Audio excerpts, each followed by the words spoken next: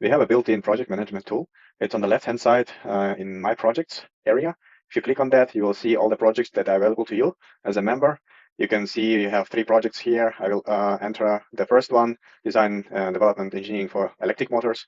So for instance, we have here status of the tasks. We have here in progress task, for instance, this one. We're gonna go ahead and check it.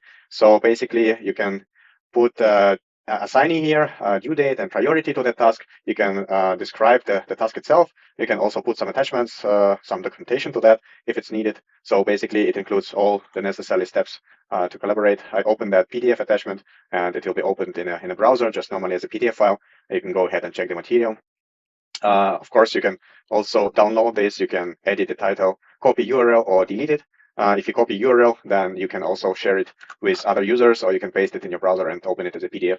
So it's pretty much useful project management tool. And of course, you can communicate with other users. You can write a comment here. You can post anything, any updates that you have and put it as a new comment, or you can reply on already available existing comment to other users. You can even tag another user by writing his name here, his nickname, and writing him a comment. For instance, what is the status of the task number 3? And you can basically maintain the entire communication in that project area space dedicated to a particular project and with only attendees that are added to that project space.